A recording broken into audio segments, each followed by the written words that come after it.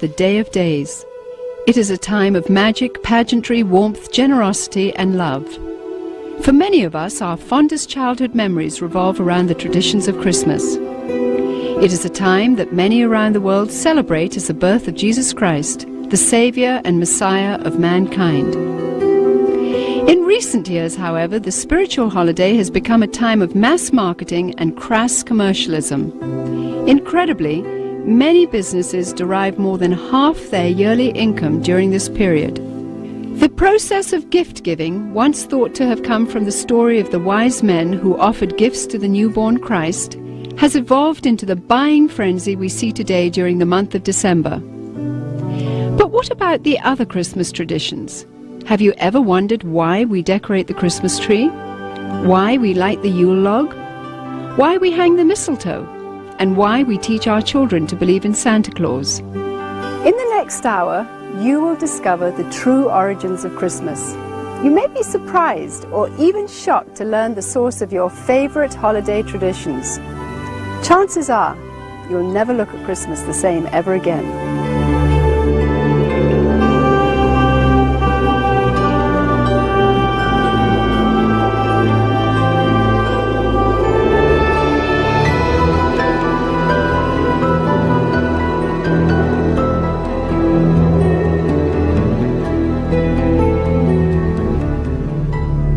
In the Northern Hemisphere during late December, the days are at their shortest lengths and the nights are at their longest. For those of the pagan world, this has always been the greatest time of the year to celebrate and practice the works of darkness. The pagan calendar identifies this period as the winter solstice. It was during the pre-Christian midwinter pagan celebrations of Scandinavia's Norsemen where today's Christmas traditions began. As a means of honoring the pagan sex and fertility god Yule, a 12-day celebration during the month of December was inaugurated. A large single log considered to be a phallic idol was lit on fire and kept burning for 12 days. Animal or human sacrifices were offered in the fire on each of those days. Wild, delirious reveling accompanied the daily sacrifices as drunken participants defiantly strove to make contact with spirits. 1,000 miles away in pre-Christian Rome, celebrants were paying homage to their own gods during the winter solstice. Witchcraft traditions hold that a number of pagan gods were given birth during this period, including Dionysus, Attis, and Baal, chief male god of fertility and licentiousness. Another pagan god from Persia, identified as Mithra, was said to have been born specifically on December 25th. Mithra was the god of the unconquerable sun, the god of the light between heaven and earth, worshipped at that time by an influential Roman cult. His birth symbolized an end to the long nights and a return to the dominance of the sun. During the month-long winter solstice celebration, courts in Rome were closed. Any and all crimes were allowed.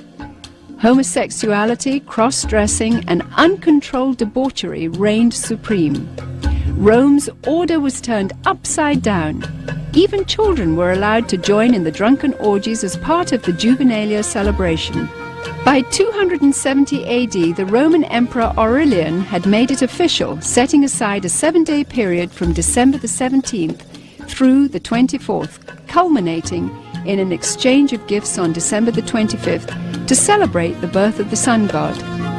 This Roman orgy to end all orgies later became known as Saturnalia, in honor of the god Saturn, the god of excess. Roman soldiers invading Britain brought with them their pagan orgiastic traditions. Upon taking root in England, Saturnalia became known as the Festival of Fools, reigned over by the Lord of Misrule. By the 4th century, the influential government-sanctioned Church of Rome, unable to outlaw the growing number of pagan practices, chose instead to adopt them into their so-called official Christianity. The Church believed this would attract more pagans to their fold. Up until this time, the birthday of Jesus Christ, the Jewish Messiah, had not been celebrated at all. Ignoring scriptures, however, indicating that the birth probably did not occur during the winter, the church nevertheless confused biblical history and made Jesus' birthday coincide with the pagan god Mithra. The birth date of the sun god had now become the birth date of the Son of God. It was hoped that the pagan celebrations of Saturnalia would merge into this new legally sanctioned form of Christianity. The Church's practice of changing the dates of Christian events to coincide with pagan festivals continued, and by the 7th century Pope Gregory I had ordered Augustine of Canterbury to incorporate any and all pagan practices and customs into the expanding Roman Catholic Church. During the Middle Ages, the debased Mardi Gras atmosphere of what was now known as Christ's Mass had reached a fevered pitch. Common practices included open sex in the streets, rioting, murder, and a number of pagan druidic Halloween rituals. This blood-drenched celebration got so out of hand that by 1652, following the execution of King Charles I, Christ's Mass was finally outlawed in England. A religious reform movement began sweeping the country, led by Puritan Oliver Cromwell. The Puritans took the biblical mandate seriously, which commanded that Christianity remain pure and separate from paganism. Despite their noble efforts, the celebration simply went underground, and by 1656, after only 4 short years under the ban, the public's demand for the legalization of Christ's Mass had become insurmountable. The appointment of Charles II to the throne restored England's monarchy, and with it the celebration of Christ's Mass. The Puritans had lost England, but they held high hopes for the new world. When the first settlers came from England, they were, for the most part, Puritans. They came here for religious freedom. They came here to be free to worship God without a hierarchy and without the corruption of the organized church that they had known before.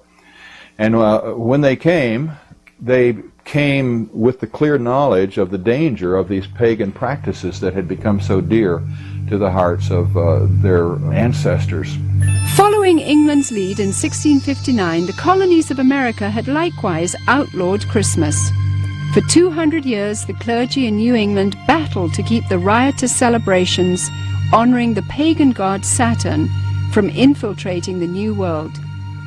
The Reverend Cotton Mather had warned in a Christmas Day sermon in 1712, "Can you in your conscience think that your Holy Saviour is honoured by hard drinking, lewd revelling, and by a mass fit for none but Bacchus or Saturn?" But the public's taste for sin and revelry persisted. In 1828, gang rioting during the Saturnalia-like Christmas celebrations got so bad that cities such as New York were forced to institute a professional police force for the first time in order to control the savagery. Christmas was not only not widely celebrated, in many cases, many places Christmas celebrations were actually outlawed.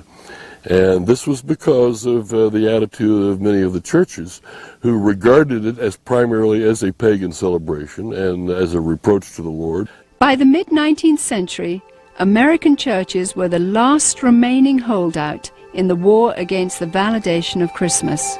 However, they too finally succumbed as a result of the efforts of the American Sunday School Society, who began advocating Christmas programs for children as a method of filling the pews. The Society argued that children could be taught about the birth of Christ through the reenactment of the Nativity. They also offered candy and treats to the children as a means of enticing families into accepting the holiday, despite its notorious history and blatantly pagan roots. The successful technique of bribing children with candy would later be used on an unsuspecting American populace in the effort to promote the acceptance of the pagan rituals of Halloween.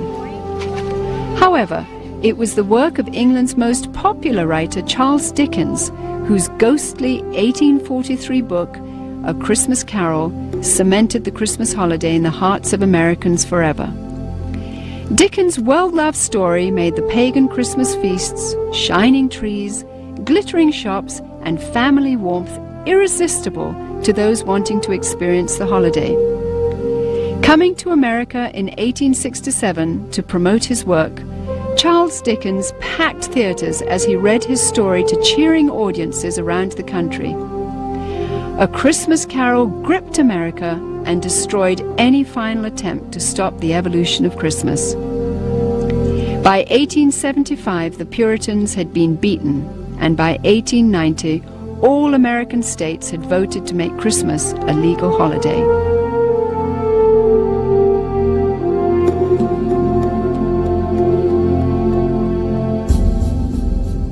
Today's tradition of the Christmas Yule log stems directly from the worship of the pre-Christian Scandinavian fertility god Yule. The burning of this phallic idol is also responsible for the concept of the 12 days of Christmas, which represented the 12 daily sacrifices offered up in the Yule log's flames. Another good example of the pagan elements of Christmas is the whole concept of Yule and the Yule log. The very term is derived from a Norse god, Yule, spelled J-U-L. And every year around Christmas time, a huge log was cut down and fashioned into a fertility symbol and then burned for 12 days. And on each successive day, a new sacrifice to the god Yule was performed in the fire, and a new sacrificial victim was burned to death. Sometimes, but not always, these sacrificial victims were human beings. And the whole notion of the 12 days of Christmas also comes to us from this Norse pagan tradition. In an attempt to blur the origins of this horrific ritual, the Church of Rome placed the first day of the Mass of Christ on December 25th and the 12th day on January the 6th. Despite no scriptural references for January the 6th, it was selected as the day the wise men supposedly arrived to offer gifts to the newborn Christ. This day then has become known as Epiphany. During the Dark Ages, the European custom of putting an oil-lighted wick lamp in the windows during the 12 days of Christmas signified to neighbors that the occupants were participating in the pagan worship of the phallic idol Yule. In today's commercialism, this is where we get the tradition of decorating our houses with Christmas lights.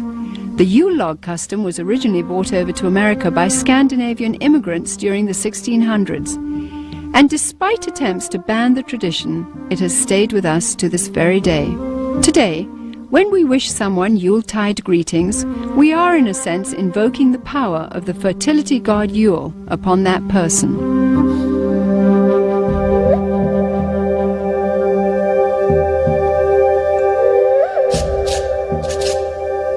During the Saturnalia celebrations, holly and other greens were hung over doorways as part of a pagan ritual to ward off evil.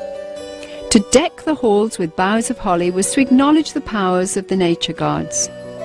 According to Wiccan rituals, placing holly or other greens in the shape of a circle or wreath accentuated its magical power. Similarly, mistletoe, when used in the casting of Wiccan or Druidic spells, could render a woman helpless and open to sexual exploitation. This is where we get our custom of hanging mistletoe in doorways today, and if a woman is caught underneath, she may be kissed and must not resist. The fir tree, the mistletoe, all of these things typically come from overtly pagan traditions, typically from Northern Europe, German, Norse, and English. Likewise, evergreen trees have always represented sex and fertility in pagan cultures. During the winter solstice, trees would be chopped down, brought inside, set up, and decorated as idols for worship.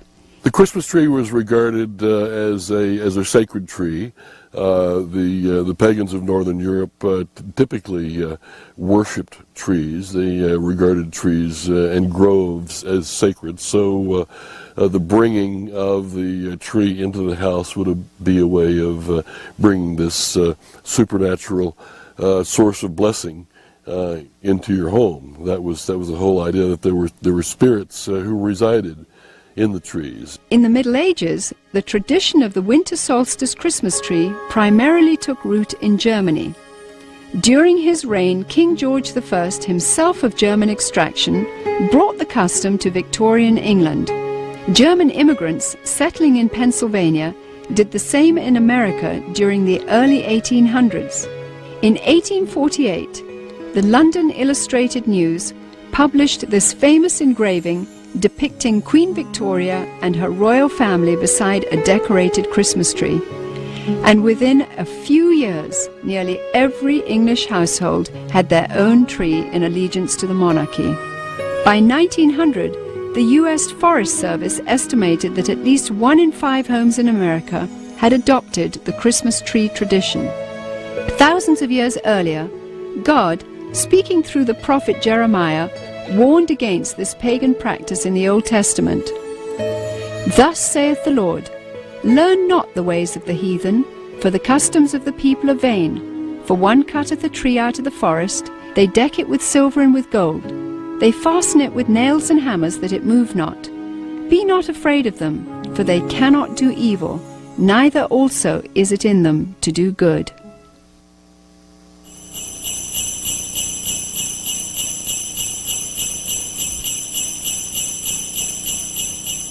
Santa Claus is another good example of a pagan element of Christmas. Santa Claus, as we know him today, is an amalgamation of several different traditions, but in most cultures throughout the world, you will find the existence of what is known as hearth gods, gods who guard the hearth and the chimney and keep the fires burning and make sure the food cooks properly and the people are warm and what have you.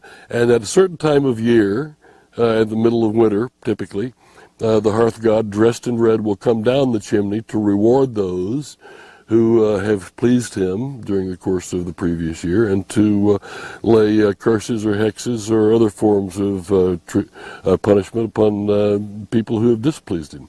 The concept of Santa Claus has had a long and winding history, with a number of diverse cultures contributing to the composite character we have today. Beginning once again in Scandinavia, Santa's original incarnation was in the form of Odin, the pagan god of thunder, a tall fellow with a long flowing beard who inhabited the spirit-infested Nordic forests. Odin would travel the sky during the winter solstice, deciding who would die and who would prosper. Most believers were frightened of this particular time of year. In England, Odin eventually evolved into Father Christmas, who, crowned with sprigs of holly, travelled the countryside getting roaring drunk as part of the Festival of Fools celebration. Frequently he would be accompanied by a horned goat, ironically the biblical symbol of those who reject the salvation of Jesus Christ. According to the traditions of the Church of Rome, there was a Turkish bishop named Nicholas who hailed from Myra in Asia Minor during the 4th century. He was known as the patron saint of seafaring men. Over the centuries, as the legend began to unfold, it was rumored that St. Nicholas had actually captured the devil himself, put him in chains, and made him his personal servant. Recognized in various cultures as Krampus, Beelzebub, or Zwart Piet, Black Peter, this assistant of St. Nicholas is best known by his German name, Knecht Ruprecht. Described as a hideous horned creature, the servant Ruprecht was a dark and sinister figure who stood in stark contrast to the saintly Nicholas. Somehow Father Christmas's companion, the horned goat, had metamorphosized into the foreboding horned devil called Ruprecht. As St. Nicholas traveled from house to house, inquiring about the behavior of children, Ruprecht would drop candy and gifts down the chimney into the good children's shoes which had been placed there. It was from this story that we get our tradition of hanging stockings on the mantle at Christmas time. If able to recite a verse or demonstrate a skill for St. Nicholas, the child would receive a gift. If unable to remember a verse, or if the child had been bad, he or she would receive a switch or a whip. Ruprecht also carried a large sack which he would frequently use to haul away the really bad boys and girls. As more and more Christian churches began combining the pagan rituals of the winter solstice with the celebration of the birth of Christ, emphasis on St. Nicholas's role began to shift. some cultures began to downplay the role of St. Nicholas, but surprisingly retained Ruprecht. Eventually, Knecht Ruprecht was made the companion and servant to the Christ child himself. In this scenario, the devil is actually given the title Weihnachtsmann, or Santa Claus. 19th century writer Theodor Storm, in his story about Knecht Ruprecht, even goes so far as to describe the switches given to the children by Ruprecht as tools to be used in sadomasochistic rituals. Soon, the image of Ruprecht would fade from the Christmas tradition, but not his sadistic influence. Many of the early depictions of Santa Claus portrayed him not as a jolly gift giver, but of an unfriendly disciplinarian complete with a ready switch or whip. One of the problems with the Christmas gift thing for children is that it really is a religious teaching, a wrong religious teaching, because it teaches them that if they're nice, they get the gifts. If they're naughty, they don't. Or in my case, I was taught that he would leave us a bundle of switches. Isn't that interesting? It's a salvation by my own personal virtue.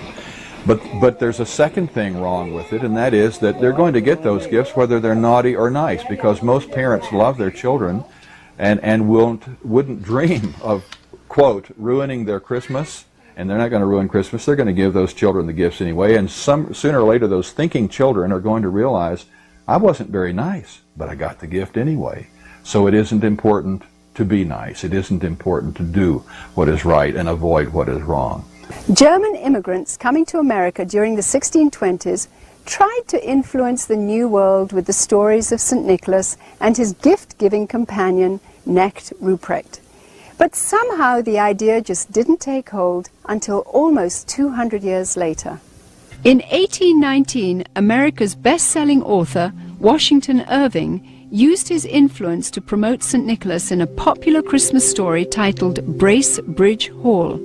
Consulting Irving's writings, Episcopalian minister Clement Clark Moore penned a decidedly secular tale called A Visit from St. Nicholas in 1822. Later retitled The Night Before Christmas, Moore's poem was based on the tales of German and Dutch immigrants who had come to America.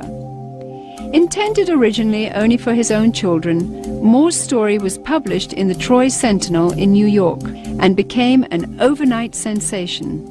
Gone were the bishop's remnant of St. Nicholas. He was now a jolly old elf imbued with supernatural powers.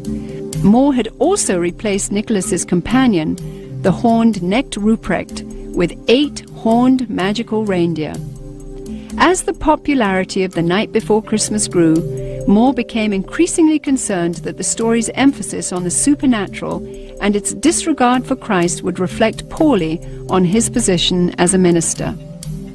As a result, he refused to take credit for its creation until the story became so popular that he could no longer resist.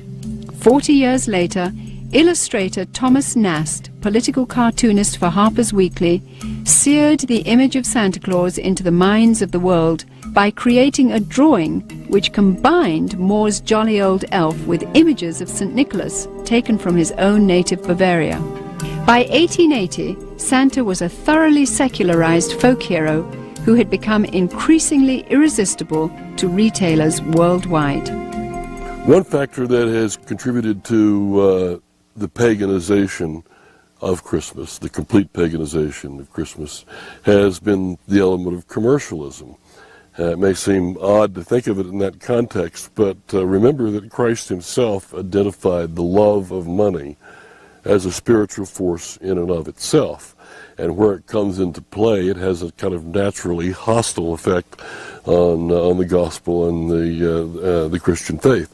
So the commercialization of Christmas has helped to highlight the pagan elements and to drive the overtly Christian elements further underground. To me, the most obscene thing about Christmas celebrations and customs as we know them is that as a result of these things, Jesus is displaced in the hearts of children by Santa Claus. The love, affection, appreciation, trust, the desire to emulate, these things that they should have in their hearts and minds as growing children for Jesus himself, to whom they owe everything. Instead, this has been stolen, this has been raped out of their hearts in a sense and displaced by the myth of Santa Claus. He takes the place of God or of Jesus Christ in the special world that is Christmas. He has supernatural knowledge of your history. He has supernatural knowledge of your present, of your attitudes. He's keeping a list. He knows who's naughty and nice. Your parents don't even know that. He's obviously got some conduit to knowledge that is beyond the human, and he flies through the air, capable of visiting every place on the globe in the course of a single night. In many, many ways, Santa exhibits supernatural qualities that provide a kind of a surrogate deity or a substitute for God or for Christ. Myths, by definition, evolve and change, and things are added. We used to have a Santa Claus figure that was confused with St. Nicholas and confused with other pagan figures, and then somehow he evolved through the drawings of Thomas Nast and others into what we see today, but he had a sleigh with 8 supernatural reindeer that can fly. And so the Christmas traditions that are pagan continue to change. But the truth of Jesus, the truth of the Incarnation, the truth that the Word was made flesh and dwelt among us, never changes, never will.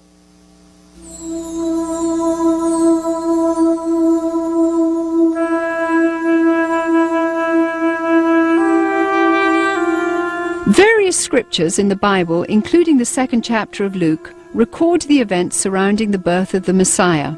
A decree from Caesar Augustus had gone out, requiring all people to return to the city of their origin for taxation purposes. Mary, who was pregnant with a child conceived by the Holy Spirit, made the difficult journey to Bethlehem along with her husband Joseph.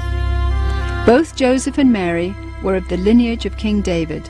Upon arrival, they found all the inns to be full, but were provided with a stable where Mary could have her baby. At the same time, an angel announcing the birth of the Messiah appeared to shepherds tending their flocks in a field nearby. The stunned shepherds hurried to Bethlehem and found the baby Jesus lying in a manger just as the angel had declared. Although traditional nativity scenes place 3 wise men at the stable at the time of Jesus Christ's birth, according to Scripture, these wise men visited Jesus later at his home. Because 3 gifts are named, gold, frankincense, and myrrh, tradition says 3 men gave them, but exactly how many wise men visited Jesus is not known. The birth of Jesus Christ miraculously fulfilled a number of Old Testament prophecies about the coming Messiah, including that he would be born in Bethlehem, that he would be born of a virgin, and that he would be a descendant of King David's. The concept or the idea of celebrating the birth of Jesus once a year had apparently never occurred to the Church Fathers. In the first 3 centuries of the Church's history, there was no such thing. And I think God perhaps very carefully avoided telling us in the Scriptures when he was born.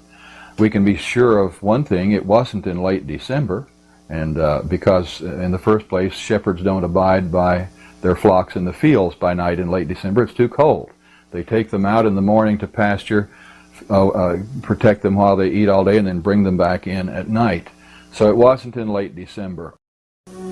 For some, Christmas today simply means a time to get together as a family. For pagans, it is a deeply religious time to celebrate the winter solstice. Retailers, of course, view it with eyes towards making huge profits. Others use this time to reflect on the birth or conception of Jesus Christ, while many parents use Christmas to perpetuate the myth of Santa Claus to their children. In order to carry on this myth of Santa Claus, we must lie to our children. We must deceive them. We literally must lie to our children. And one of the wonderful things about children is that they naturally believe everything that we tell them when they're small. They trust us to tell them the truth. And if we deceive them in this way, it has to be destructive, because at some point in their future lives, they're going to wonder if other things we told them were true. The things we told them about the Lord, were they really true? It plants the seeds of doubt. And anyway, it creates disappointment. It creates disillusionment. To my mind, the question is not so much whether to celebrate Christmas or even how to celebrate Christmas, but to be able to make any decision knowledgeably. Whether you celebrate it or you don't celebrate it, you should know why you're doing so. You should understand what the pagan roots of Christmas are, and with that knowledge, you can discount them or ignore them if you choose to do so. It is not the purpose of this film to tell you which Christmas rituals should and should not be practiced by you and your family. This is between you and the Lord. What Christians should be most concerned about, however, are the growing pagan influences infiltrating every area of our rapidly degenerating society. Recently, we took our cameras to the Nevada desert, where we witnessed 35,000 pagans from around the country participating in a week-long celebration of sex, drugs, and hedonism. Here, everything was permissible and encouraged, except for the adoration of Jesus Christ. In nearly every ritual performed, Christianity was mercilessly mocked and despised. Each year, the numbers of participants continues to grow. Its attraction is expanding worldwide as it recruits through the internet. It is sobering to witness what could be the wave of the future unfolding before our eyes. It is not only permitted in the public schools, in the government schools, to celebrate holidays. It is encouraged and in some instances required. But with this condition, they must be pagan. They must not be Christian. And Christmas time, they are certainly encouraged to put on Christmas programs and Christmas plays. But all references to Jesus, all references to the gospel, all references to the incarnation, all references to God must be omitted. They sing about Santa Claus, they sing about Rudolph the Red-Nosed Reindeer, and God only knows what else they sing about that isn't scriptural. Since the pagan elements in Christmas are so strong, and they provide virtually the entirety of the structure and the content of the holiday, there is no Christian element in the holiday. Therefore, it becomes the ideal, politically correct, culturally diverse, multicultural holiday for everyone. In the 17th chapter of John, Jesus taught that it was appropriate for his followers to be in the world, but not of the world, meaning that we should be involved in our world so as to have a positive influence, but not become corrupted by it. The mighty Joshua, in challenging his people, said, "Now therefore fear the Lord, and serve him in sincerity and in truth, and put away the other gods which your fathers served. Choose you this day whom ye will serve. But as for me and my house, we will serve the Lord." Rather than setting aside a few days of the year to remember the Lord, Christians should live with a day-by-day, moment-by-moment dedication of their entire lives to Jesus Christ. Then, and only then, will they be able to have victory over pagan influences and to have an impact on society for God the Creator. To those with a heart for evangelism, Christmas time provides a wonderful opportunity to tell others about the true gospel, about God's plan of redemption, and the real purpose for Jesus Christ entering the world.